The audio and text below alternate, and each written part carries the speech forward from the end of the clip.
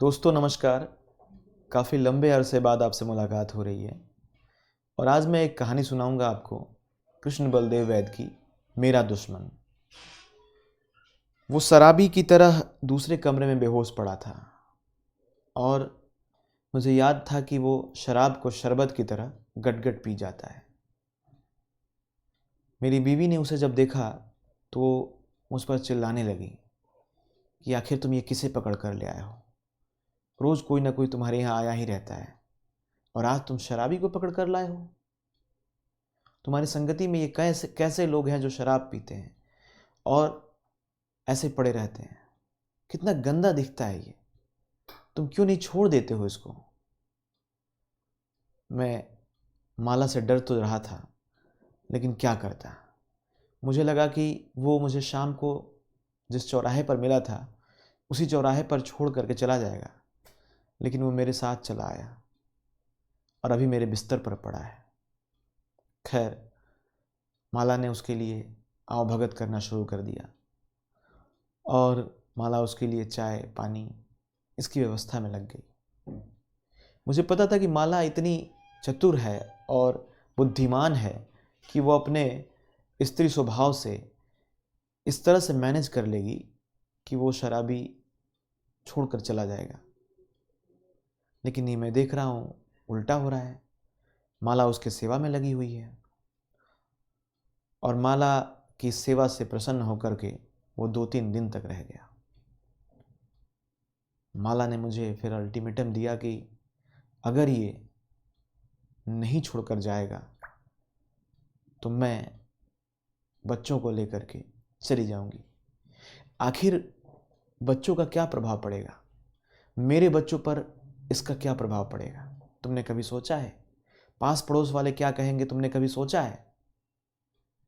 मैं तो ये सोच रहा था कि वो बार बार मेरे बच्चे क्यों कह रही थी। आखिर वो बच्चे तो मायके से लाई नहीं थी। वो बच्चे भी उतने ही मेरे हैं जितने उसके, लेकिन वो बार बार मेरे बच्चे कहती जा रही थी। सच भी है, उसी के बच्चे हैं, क्योंकि सारा देख रेख, सारा होमवर्क कराना, खाना पीना वही करती है। मैं तो बस उनका जैविक पिता हूँ और उनके लिए कमाता हूँ। आखिर मैं कर क्या रहा हूँ? मैं सोच रहा था और मैं माला को मना भी रहा था कि 2-3 दिन की और बात है, चला जाएगा, तुम कहीं मत जाओ, तुम रुक जाओ। लेकिन माला ने मुझे अल्टीमेटम दे दिया था कि वो शराबी जो धीरे धीरे अब मेरे कपड़े पहनने लगा था और वो मेरी तरह ही लगने लगा था। अब मैं सोचने लगा था कि आखिर उस दिन शाम को क्या हुआ था कि मैं इतने दूर चौराहे पर निकल गया था और चौराहे पर से जब मैं आया तो वो भी मेरे साथ चला आया। मैं सोच रहा था कि वो चला जाएगा तो मेरी गृहस्थी बच जाएगी, लेकिन वो मेरे साथ ही रह गया। अब मेरे सामने 2 प्रश्न खड़े थे कि उसे मैं भेज दूं या फिर अपनी गृहस्थी बचा लूं। इन्हीं सब सोच विचार में वो 3 दिन कब निकल गए पता ही नहीं चला और माला बच्चों को लेकर के मायके चली गई। मैं आज भी उसके साथ अपने बिस्तर पर बैठा हुआ हूँ। अब मैं ये सोच रहा हूँ कि क्या मैं उसके साथ ज़िंदगी बिताऊंगा या माला के साथ ज़िंदगी बिताऊंगा, जिसको छोड़ करके मैं 5 साल पहले माला की गोद में आ गिरा था। माला ने मुझे संभाला, संवारा और मुझे एक व्यवस्थित इंसान बनाया, मुझे गृहस्थ बनाया। पर आज वो मेरे साथ फिर से आ खड़ा हुआ है। आखिर मैं इसे छोड़ क्यों नहीं देता? आखिर ऐसी कौन सी दोस्ती है, कौन सी यारी है? मैं अभी नहीं उधेड़ बुन में लगा हुआ था कि माला मुझे छोड़कर चली गई। अब वो और मैं एक दूसरे के साथ उसी बिस्तर पर पड़े हुए हैं। दोस्तों, ये कहानी है, इतनी ही कहानी है, मेरा दुश्मन कहानी। जब मैं इस कहानी को पढ़ रहा था तो मुझे लग रहा था कि ये वो कोई और है, कोई दोस्त है, कोई मित्र है, और आप भी जब सुन रहे होंगे तो ऐसा ही लग रहा होगा। लेकिन ये वो जो इस लेखक के मैं के साथ आकर अटैच हुआ है, वो कोई और नहीं, वो लेखक का अतीत है। वो लेखक का अतीत है जब वो कॉलेज के ज़माने में रहता था, जिस तरह से वो स्वच्छंद रहता था, जिस तरह से वो जीवन जीता था, अपनी तौलियाँ फेंकता था, अपनी मोजे उधर फेंकता रहता था, और अपने पढ़ने लिखने घूमने फिरने का जो उसका तरीका था, उस तरीके से वो जी रहा था। लेकिन गृहस्थी के जिस जंजाल में वो फंसता जा रहा था, जो सामाजिक और पारिवारिक जिम्मेदारियां उसके ऊपर आती जा रही थी, उससे उसका अवचेतन मन विद्रोह कर रहा था। उससे उसका अवचेतन मन विद्रोह कर रहा था, और यही वो है जो उसके पास आ खड़ा हुआ था। लेखक लिखता है कि अक्सर मैं उसे चौराहे पर वापस छोड़ देता था, लेकिन आज वो मेरे साथ चला आया।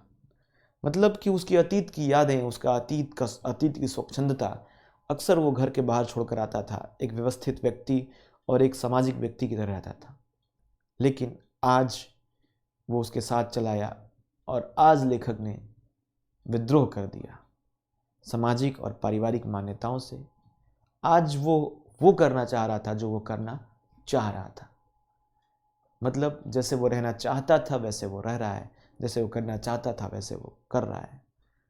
तो आज वो सामाजिक और पारिवारिक ढांचों में फिट नहीं बैठ रहा था, जिसकी वजह से उसकी पत्नी उसे छोड़कर वापस चली जाती है।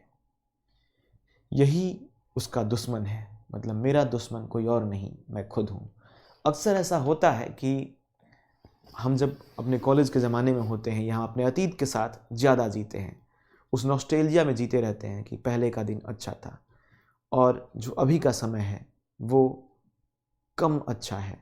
अभी के समय से अक्सर विद्रोह होते रहता है, और अतीत से अक्सर प्रेम होते रहता है।